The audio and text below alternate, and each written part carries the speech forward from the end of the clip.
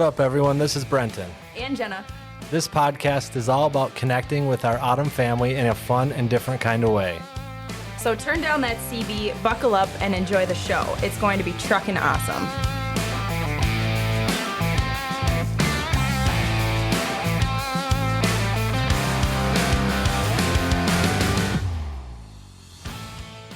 Well, hey, I'm here tonight with Ben Wilson. Ben is one of our pneumatic tank drivers. How are you doing tonight, Ben? I'm doing well, thank you. How are you? I'm hanging in there. I had mentioned to you before we got on here that I had to go to the gym tonight after work, and I rushed back from the gym, and now I'm hot and sweaty. Yeah, well, I didn't go to the gym, but I feel the same way. If you step outside right now, it'll probably melt your shoes on the pavement. Where are you at? I'm in Bidwell, Ohio, on US 35, headed towards Indiana. Loaded or empty? I'm loaded. Okay. Headed up to National Gypsum to unload. Is that in Minnesota? No, that is the one in Rensselaer, Indiana. Okay.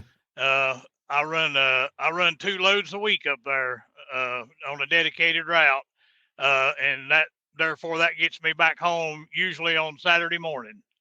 Wow, you're one of the lucky ones. Yes, I am.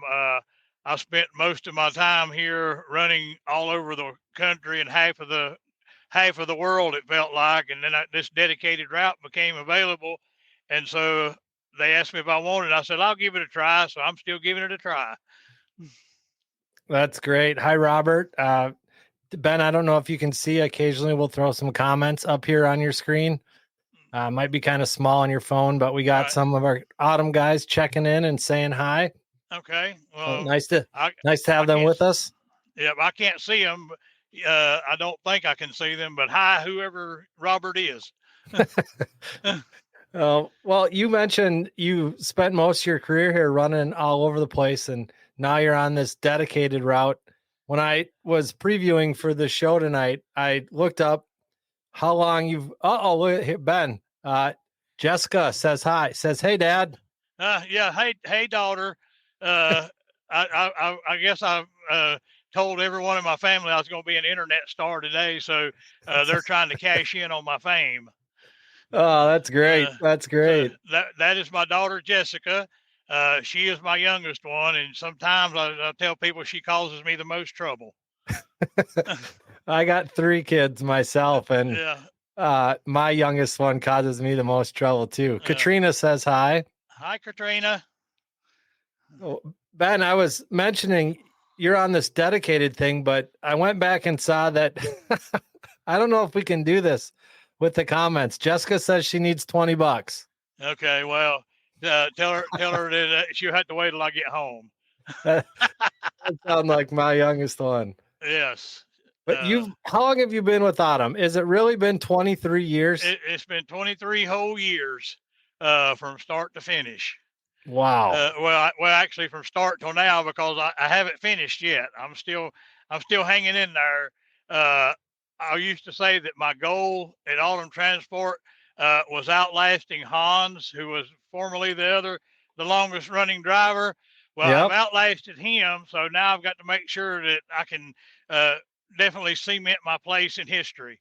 Yeah, you've taken over that top spot. That's pretty stinking cool, man. Yeah, and I haven't been up there in a good while, but I'm pretty sure my picture on the wall doesn't look anything like me right now. Yeah, I can promise you it's a little bit different. I was going to use that for the post advertising this, and I was like, I'm going to go something a little more current. Right, yeah, because they say, who is that guy? And that's what I would have said too, probably. I've been at the company for 11 years, so I've seen a lot of drivers come through the office, and I was thinking in all 11 years, I've never seen you at the office once. No, I've been on this dedicated run for 8 years, almost. Well, maybe closer to 9 now, but it's been a while. And I would get through there. I used to get through there pretty regular, but I haven't been through there, like I said, obviously in 8 or 9 years. The last time I remember coming through there, we were hauling frac sand to North Dakota. Back in the fracking days. Yeah, and I would get through there, maybe once or twice a week sometimes. But like I said, once I've gotten this dedicated run, I don't get to see anybody, and that's pretty sad because I don't get to enjoy the good food they have up there either. We're very lucky when it comes to that. Right. I see the spreads that y'all put on Facebook a lot. And I'm like, man, I sure do miss getting to come up there and eat. I'm just going to drive up there and eat one day. You definitely. Well, I can promise you, Ben, that if you ever do make your way up there, we're going to take you out. We're going to feed you. We're going to have a big celebration. Well, that's one thing I can say about Autumn Transport. It is an extraordinary company to work for. The people that I've dealt with, both drivers and office personnel, have just been top shelf. Oh, well, thank you very much. Yeah, we feel the same way about you. I told CEO Julie tonight that you were going to be on the show tonight, and she got all excited. She said, I love Ben. I can't wait to watch that one. Yeah, well, I'm gonna let you in on a little secret. I owe Boss Julie really big. You do, and I don't even know if she remembers it, but she may when I bring it up. I started with Autumn Transport in the hopper division and run that about 3 years, and then I switched over to the pneumatics. Well, I went to Windy Hill, got my blower put on, picked up my trailer. And they said, well, come to Minnesota. We'll get you your first load out there and set up and everything. So I went up there. Well, the dispatcher at the time was Randy. He said, I got your first load here for you. I got a load of malt going to New York City. Okay. It was like a 3-time-a-year load. And I'm like, oh boy, that sounds like a whole lot of fun. And so I was in there, and I was already getting ready to leave and everything. Julie came out of her office and said, have they got you your first load yet? And I said, yeah. Randy said they had a load that was going to some brewery, in New York City. And she said, oh no, you just hold on right here just a minute. And she went in there and told Randy at this point blank, said, you will not send him to New York City on his first load with the pneumatics. Really? And so then I ended up with a small load of malt going down to Des Moines, Iowa, was my very first load. So if Boss Julie, if you're listening, I owe you real big for that. Oh yeah, you're one of the few guys too that has been at Autumn back when my dad used to drive at Autumn. Craig Balvin, he was in the liquid tank division. Okay. I probably met him or talked or heard of him or something. Back then, I didn't know that many of the liquid guys back then. They ran. I think back then mostly they ran up in the upper Midwest a lot, didn't they? Yes, sir.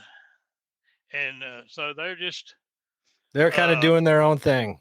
Right. Yeah. Just kind of like the pneumatics, It's like, obviously the pneumatic division is the best division. So if you see me fighting, I'm fighting Murphy. He thinks it's time to play. Okay. Well, why don't you introduce us? Because one of the things that you're well known for and your Instagram handle there says Ben the truck driver and Hank the cat. Everybody's heard of Hank. Who's Murphy? Yeah. Murphy is my black lab. You may not can see him because he's in the back where it's dark. Oh yeah, we can see him. Yeah, and so he's showing us his business. Yes, he is. He's pretty good at that. And there's Hank mad because I put a dog in his truck. He is not real happy. It's like he looks at me sometimes and he's looking at me like, said, whatever thought convinced you that this was a good idea to put him in the truck? Yeah. But they mostly get along. And they're a lot of company too. I can tell you that right now. With them in here, it's a whole lot less lonely. It's a little bit crowded sometimes. Yeah, when I first heard of you, Ben, thanks again for being on. It's great to actually talk to you. Yeah. There's a picture that your dispatcher Julie has over at her desk. And it's you in a hard hat with, I think, Hank on your shoulder. Yes, that was probably him. He was wanting to know where his hard hat and his earmuffs were. And so I've had cats in here probably the majority of my time here. I started out years ago with a Russian blue cat that was a bobtail. And then he passed away, and then I got two cats that were sisters. Now that was a mess. You know, and I don't know if anyone up there remembers it, but when we were hauling the sand to North Dakota, I had one of them in the truck with me, and I flew home. And so one of my dispatchers babysat my cat in Minnesota for the week I was home. Really? Yeah, and so every once I've in a never while heard that story. that'll pop up on my Facebook memories every once in a while of her being babysat in Minnesota. So there's they like I said, no, I don't know of any other company that would offer to take care of a truck driver's pet, so he could fly home. Yeah, that is a cool thing about Autumn, just Yeah, the family and the way that everyone feels right, for one another and wants to help one another out and right, do everything we can to be a big family like that. right. And it's like that from the top down, and it was like that when Lowell was there, when I first started. He was always, if he was in the office, he made a point to speak to you if you were there. Yes, sir. He made a point of asking you how you were doing, how your truck was doing, and were you happy, Hmm. and if you weren't, he would say, well, is there something I can do to fix that? That goes a long way too. Yeah. Yeah, that goes a long way. It can be isolating to be a truck driver. Yeah. Even if you do have some pets in there, to feel like you're just out there grinding away every day alone. Gene Johnson, Ben, you know Gene Johnson? I do. Gene says hello. Hi, hello, Gene. It's been a long time since Prince Edward Island. You guys do some runs out there together? Yeah. I think it was right after he first started. Me and him went up there to Prince Edward Island and got potato flakes coming back down to. I think it was one of the pet food places. Okay. But that's how I remember him, and I think maybe I've only talked to him maybe twice since then. It's pretty crazy when you think you were mentioning earlier about how the liquid tank guys back in the day were kind of doing their own thing, and the pneumatic guys were kind of doing their own thing. And you'd see another Autumn truck maybe somewhere out on the road, and you'd say hi on the CB, or maybe you bump into each other at a truck stop. But now with Facebook and Instagram and things like this, you can really get to know a lot of the other drivers.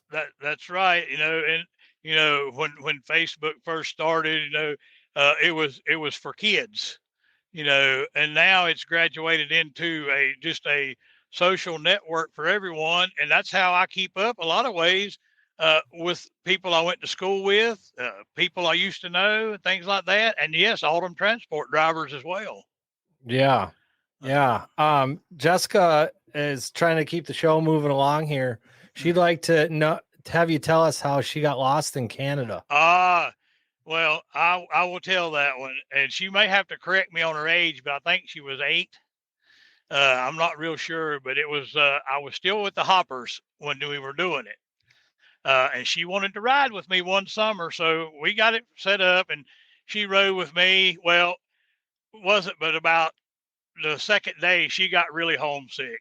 I mean, homesick to the point that she was sick, physically ill at some time. Yeah. And she cried, and she wanted to go home, and I was headed to Canada, and I said, well, I'll do this load. I'll go out the other side and get a load somewhere in Ohio, something headed back down, and I'll meet your mom and drop you off. If you're feeling bad enough that you don't want to go anymore, I said, that's fine. And she said, yes. Well, anyway, so now this was before 9/11. So going into Canada was not that bad at that time. Yeah. In fact, it was the summer before that. But anyway, so we go in there, and she's And we get up there to customs where you used to have to go into the building and go to the broker, then come back to customs and various things. So I got up there and it was at the Peace Bridge crossing. And the parking lot for the trucks was right across from the customs building. And I said, do you want to go in with me? She said, no, I don't feel good, Dad. I said, I'll just stay in the truck. And I'm like, okay. Back then, you wouldn't get in trouble for leaving a child in your truck. Okay. Nowadays you'd get put in jail for it. Right. And I said, okay. I said, now you look right up there in front of us. I'm going to that building first, and then I'm going to that building second, and then I'm coming back to this big one. Okay. And she said, okay. I said, you stay in the truck. And so I locked the door, shut the door and locked it and went and done everything. Come back to the truck, turned around like a sleeper, and she was not there. And I thought, oh, bad word here. I said, I have lost my daughter in Canada, and my wife is going to kill me when I get back home without her. And so I get out and I look, and I walk over there, and just as I get to the building, she comes walking out with tears running down her cheeks and said, I'm sorry, no. Dad, I had to go to the bathroom. And so that was her first trip with me. But thankfully, it wasn't her only one. We spent many summers out here together, traveling with her and with my younger son, my middle child. He rode with me. Sadly, my older one, he didn't ride with me. He was already getting up into high school, and he had a whole bunch of things going on. So, right. But the other two rode with me 2 or 3 times. A lot of trucker kids have good stories about being out on the road with their mom or their dad and seeing sights and just spending that time with one another. Yeah, I figured I was going to have to tell that story if she was going to be watching, because that's just one of the many stories that I can tell. But if I tried it today, I would probably get put in jail for abandoning my child. Hey, Ben, Robert, your dispatcher, says, I love being Ben's dispatcher. Well, thank you, Robert. I enjoy having you. I think that you're an awesome dispatcher. You keep me loaded, and you make sure that everything is up to date, and I try to as well.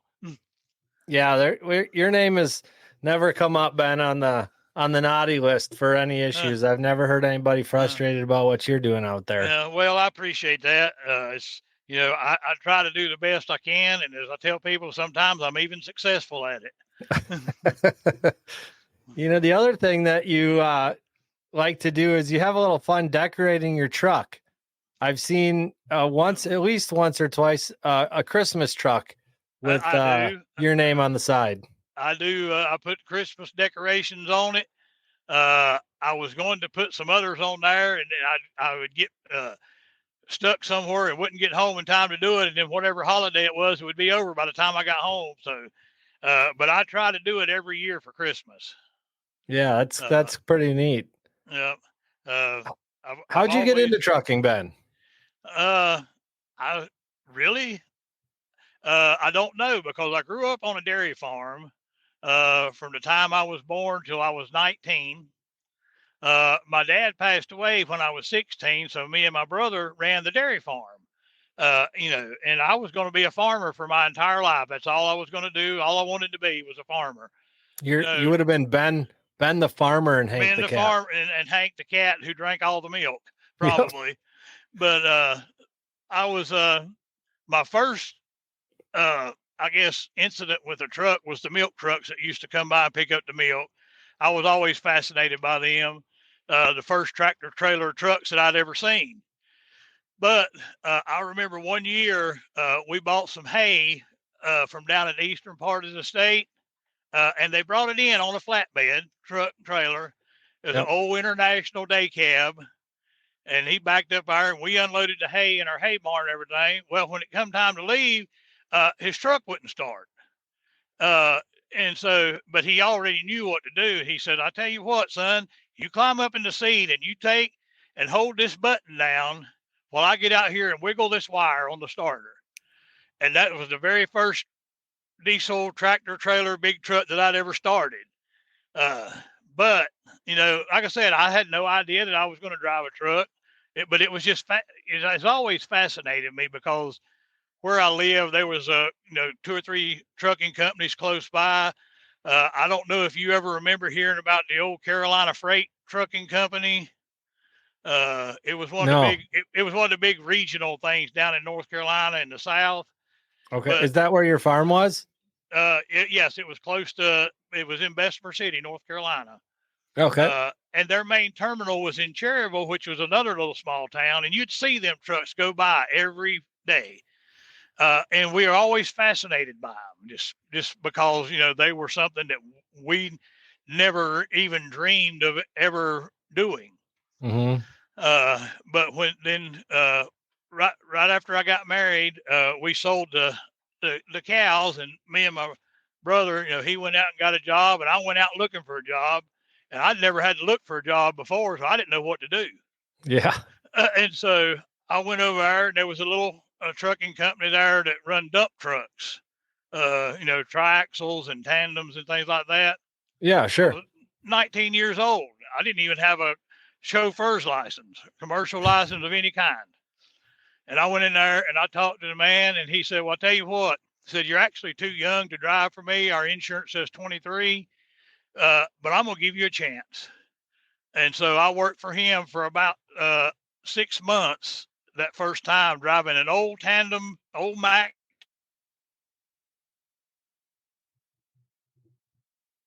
Didn't have power steering. I mean, it was probably the oldest truck that I'd ever seen in my life. But that was my first truck. And so that's what got me started. I drove, dump trucks, concrete mixers, semis, all those things, but my start was a dump truck. Dump truck. Oh, a lot of guys nowadays are coming to Autumn. They, maybe we had posted an ad on Craigslist that they responded to, or they came across this podcast. Maybe they saw an ad that we put out on Instagram or Facebook. That kind of stuff wasn't going on when you first joined up with Autumn 23 years ago. How did you get connected? Do you remember at truck stops, they used to have the little newsstand with the little books that had trucking ads in them and truck news and all that? Man, if I'm sure I saw it, but that's taken me way back to when I was pretty little. That's way back yonder. And I was driving for a company. We were running for the Krispy Kreme Donut Corporation out of Charlotte, going to Tennessee, Kentucky, Ohio, and then back. Okay. And so we'd stop at a truck stop, and I picked one of them up, and I just happened to see Autumn Transport was looking for hopper drivers. I'm like, what is that? Yeah. Where I live, the farm trucks were single axle dump trucks. There were no grain hoppers. I had probably never seen one. And then not long after I saw the ad, I saw one of their trucks, and I thought, that looks interesting. Yeah. And so the job that I was at was about to, come to an end because of circumstances within their company. And I thought, well, I'll just call them. And I called him, and I cannot remember the recruiter at the time, but I do remember that the safety director's name was Gary Hess. Okay. And he was the first one, incidentally, that I ran off. I tell people, I said, I've run every safety director off except for Chris right now. Yeah. But anyway, so I talked to them, and at that time they had a program through Freightliner that they would pay your down payment, to get you in your first truck. And so that's what I did. And I started in January of 2001. Yep. Man. And that's another interesting story too. Back then, I had flown on an airplane a time or two, but at the time, money was tight. And I said, well, I got to get up there somehow or another because my truck's will buy us up there. Right. And so I had the bright idea. I will take the bus. Take the bus from North Carolina to Minnesota because you could get a bus ticket on Greyhound Anywhere for $61 that time, Yeah. anywhere in the United States. So I got that and had no clue what I was getting into, other than I knew that Minnesota was cold in the wintertime. I didn't know how cold, but I knew it was cold in the wintertime. Oh, yeah, because you coming in January. Yeah, so I planned accordingly. I mean, I got my coat, and so I get on the bus in Shelby, North Carolina, with my luggage and a big old duffel bag with some bedding in it, for my sleeper. Yep. And got on the bus and went from Shelby to Knoxville to Cincinnati to Indianapolis to Chicago. I'd never seen anything like Chicago in my entire life. There was nothing in North Carolina like that at all. Yeah. Anyway, I think it was like 16 hours on the bus. And so I get to South St. Paul at the bus station at 15 minutes till 5 in the morning. And lo and behold, the bus station was not open yet. Everyone else getting off there had people to come pick them up. I had someone coming to pick me up, but he was not there yet. Oh. It was, I think it was 5 below zero and snowing. Oh, and my goodness. I am standing outside the bus station like a homeless man, with a bunch of luggage around me. Yeah. Luckily, my ride from the Freightliner place showed up about 10 minutes later, so I didn't actually freeze to death. But I remember thinking at that moment, I said, "What in the world have I done?" That's a big difference from being back home. Yeah, but I mean, because when I left home, like I said, it was January. It was probably in the 20s or teens at night, the 30s during the day, and that was cold, for where I was from. Yeah. I had never experienced cold like Minnesota, the Dakotas, Canada, until I started with autumn. But I learned real quick, what you needed to do for it. That fracking that was going on in North Dakota, was that year round too? So you'd have been up there in the middle of the winter? Well, when we were up there, it started in early spring, late winter. I think we were up there at the end of February and March, and then it turned into spring. But it was pretty cold up there. Yeah. But it was also rain. It was that year that the big flood went through Minot, North Dakota, and pretty much wiped out a bunch of stuff. It was that year. All right. But I remember, the roads flooded. I remember them building levees on US 2 going across North Dakota, just piling up dirt on the road to keep the river in check. To keep it down. Yeah, we've gone through a lot of flooding up around here recently. The town that I live in, about 45 minutes south of Minneapolis, has a river running through the middle of it, and people are out sandbagging and protecting their businesses, and everybody else was out taking pictures. I know that Josh Wallen lives on the Mississippi, and he had water all over his backyard, tearing up docks, and that water can be unbelievably destructive. Right. Yeah. I mean, we were loading in Wisconsin and going back up, and we very seldom took the same route twice because roads were closed by floods. And so we have to go around. And but like I said, I've been up there lots of times in the dead of winter when it was like, 20, 30, 40 below zero with the wind blowing too. And it's just like, once you learn how to deal with it, it wasn't that hard to deal with. But, having covered North Carolina to Minnesota, and had never been anywhere further than like Tennessee or Kentucky or somewhere like that, I had no idea what I was getting into, other than it was going to be cold. Yeah, one of the questions we get from people who are looking to join Autumn, if they're from the South, they always want to know, am I going to have to come up north, or how often can you keep me down in the South? Because the Louisiana, Alabama, Georgia blood doesn't want anything to do with the snow. No, well, I'm telling you, they've got plenty of freight down that way, but they probably can't keep you down there. You're going to end up there where it's cold at least once during your career. At least once. Everybody should Yeah. experience it at least once, I think. Right. Yeah. I'm born and raised in Minnesota. I love it here. Yeah. Oh, I mean, I love the country. Even in the wintertime, I didn't usually have any trouble with the traveling, mainly because they know what to do with snow when it fell. Right. And so it wasn't that difficult of a thing to travel. And so, but people that's never seen that much snow, I used to send pictures back home to my wife, and she absolutely does not like snow. Yeah. And she would say, "I don't see how you stand it up there." And I said, "Well, it was part of the job." That's right. Yeah. Roy Wallace says hi. Hi, Hey, Roy. hey, Roy. Hope you're doing well. We'll have to get Roy on one of these to talk about Yeah, his yeah. home brew and the things that he's got going. I know. Yeah, he's got some stuff going on that I don't, but I guess I've got some stuff going on that he don't as well.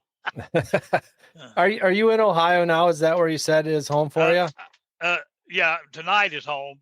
But like I said, my home is in North Carolina. Oh, okay. So you run Ohio to Indiana twice a right. week, but then you go home to North Carolina. Right. Yes. This is my first load out this week, so that's where I'm at. Home is in North Carolina, about 30 miles west of Charlotte. Okay, sure. We get the liquid guys and the pneumatic guys get down there quite a bit. Right. I had, in fact, when Max was the liquid tanker, he asked me, did I want to run, I think it was corn oil from Iowa down to Charlotte, North Carolina, and then liquid fertilizer back up. Hey, Ben, I interrupt you here. Justin has a message for you. It says, Callie says, hey, Pop. Yep, that's my son, my oldest son, and my granddaughter. Hi, Callie. Hi, Justin. That's got to be so cool for her to see Grandpa on the internet TV. Yeah, because they probably know way more about the internet TV than I ever will. If I have a question, I ask them. Yeah, I have some nieces and nephews. Then they're under 5 years old, and they can make their way around a remote a lot better than I can. Yeah. In fact, Callie's sister, don't ask me how old she is because I can't remember. She's younger than Callie, but she is a fan of Minecraft and Roblox, and I have no idea what either one of those are. Oh man, yeah. Well, one of the things, Ben, that I've done with a couple guys here, Jenna did a little segment called This or That with some drivers when they came to the office. Oh, Emma also, Emma says, hey, Pop too. Okay. So the Wilson family, internet sensations, as Jessica says. Yeah. What a great family. That's cool that they're all on here supporting you. And that's one thing too. I have enjoyed the support of my family and my friends throughout most of this. And I'll touch on it a little bit if you want to do that before the this and that. Yeah, go right ahead, Ben.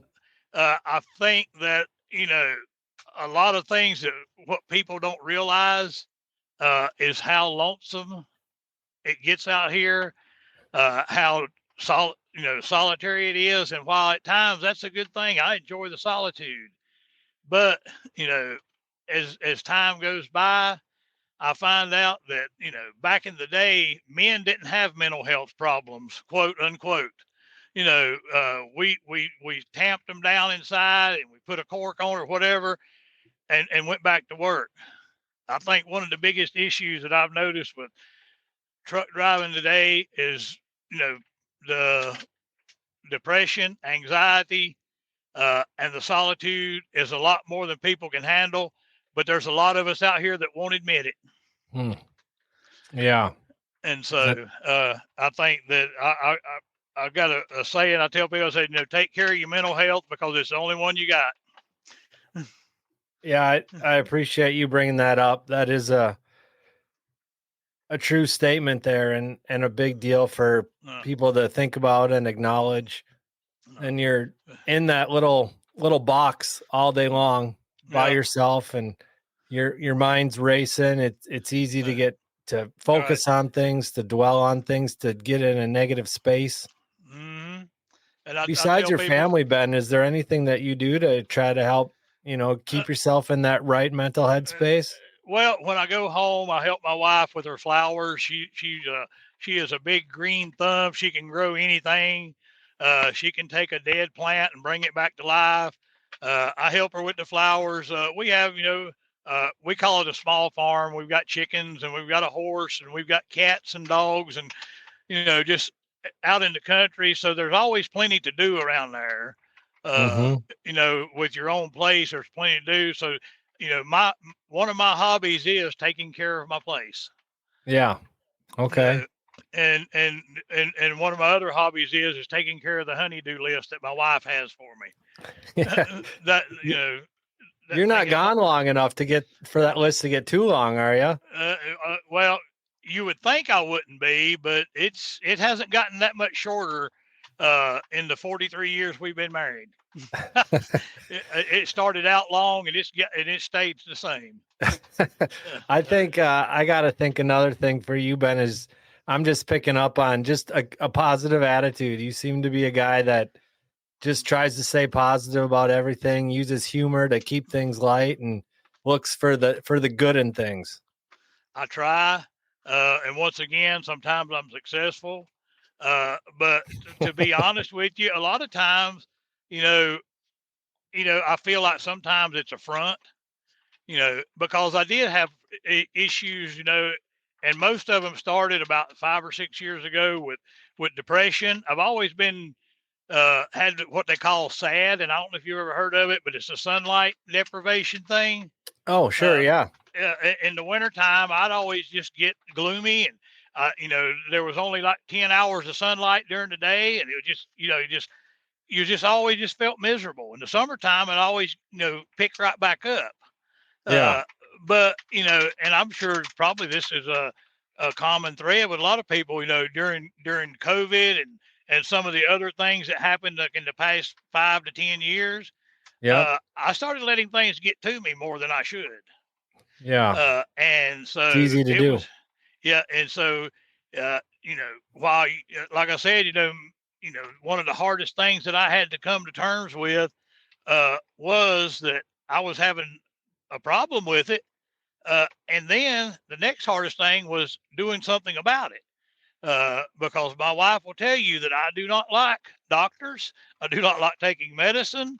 I do not like admitting that I have problems, but we all Right. do. Yeah.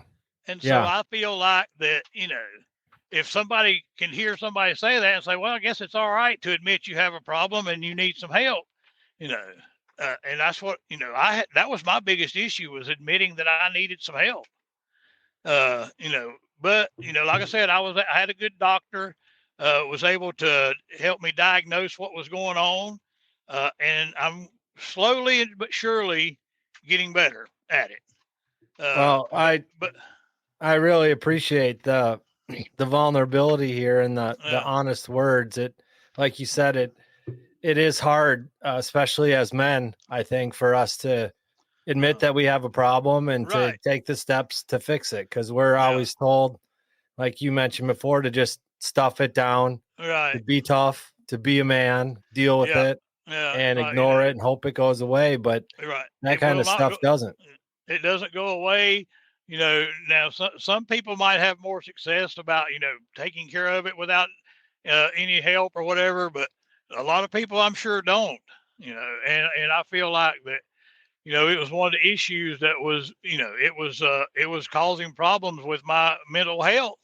And so I'm gradually getting better. I'm still not where I used to be, but I'm getting back.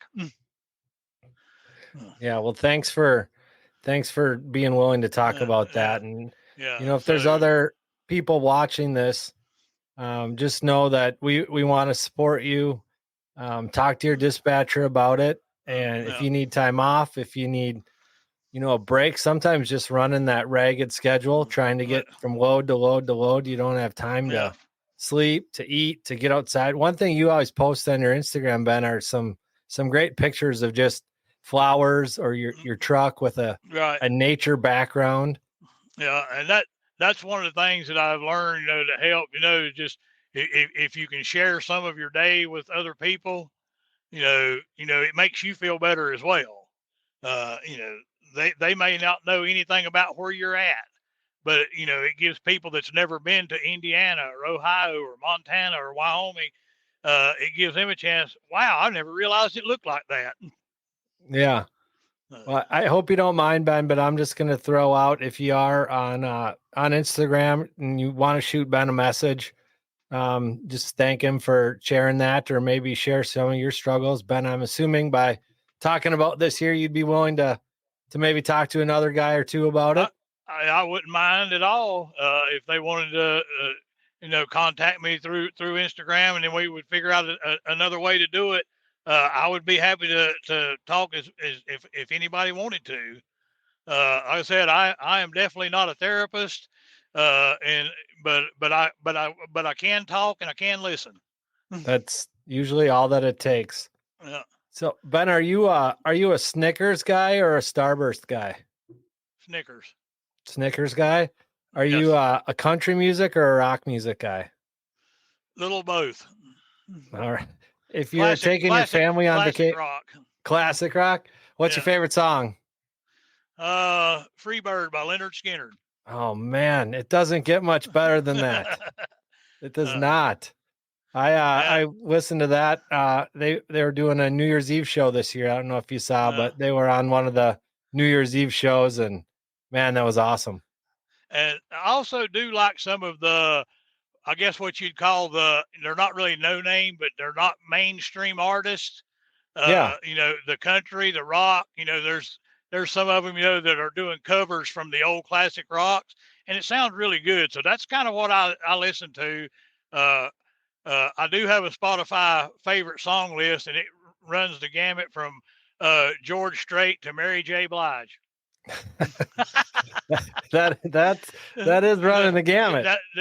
That's a pretty good spread of music right there. So, is music a go-to for you, especially to kind of keep your mood up? Yep, it is. And it also it helps me. When I go to rest, it helps me clear my mind, because a lot of times when I lay down to go to sleep, that's when my brain says, "Oh, it's time to wake up," and for me to start thinking about every single thing. Yeah. And so I will listen to some music, or sometimes just white noise, and that helps me, get to sleep a little better. So. I hope that I'll throw a plug in here too. I hope on your Spotify account you have the Autumn Transport podcast is something that you follow. I follow it. I have not listened to that many of them, but I have listened to some of them, and I have enjoyed the ones I've listened to. Awesome. I just had to throw that little plug in there. Yeah. Well, so, you feel free to plug, because I will throw it in there too, because to be perfectly honest with you, I cannot think of a single bad thing about Autumn Transport. Oh man, man. They just, from the top to the bottom, the equipment's good, the people are good, the customers are good, the freight's good, the lanes are good, the pay is good. I tell people, I say, I've been here 23 years. I put all 3 of my kids through college working here. I paid off my house working here. And my wife was able to retire from teaching school because of working here. So, you can't hardly argue with that. Oh man. Well, thank you for the kind words. It looks like it's getting a little bit darker where you're at. Yeah, it is. See, but I don't know if I can turn a light on, it'll help or not, but that's all good. I just appreciate you being on here with us tonight, Ben. I wanted to go ahead. Well, I was just going to say, I have enjoyed it. I've never been on a podcast before. I used to do some Facebook Live things for our church, but that's about it. You want to plug the name of your church? It is Sunnyside Baptist Church in Bessemer City, North Carolina. I've been a member there for more years than I can remember right this minute. It's a very small country church. if anybody's ever in the area and wants to come and visit, we'll be glad to have you. Very good. Well, I think Murphy might need a walk or something, Ben. I'll let you enjoy your time with him. But if everybody's watching, go ahead, follow Ben the Trucker and Hank the Cat on Instagram. Give Autumn Transport a follow. We're on Instagram and Facebook. And Ben, this recording will also go audio on Spotify, so you can take a listen to yourself. All right. Well, I don't know. I always thought I sound real funny when I hear myself on audio. I tell people I sound like either a bale of hay or cornbread.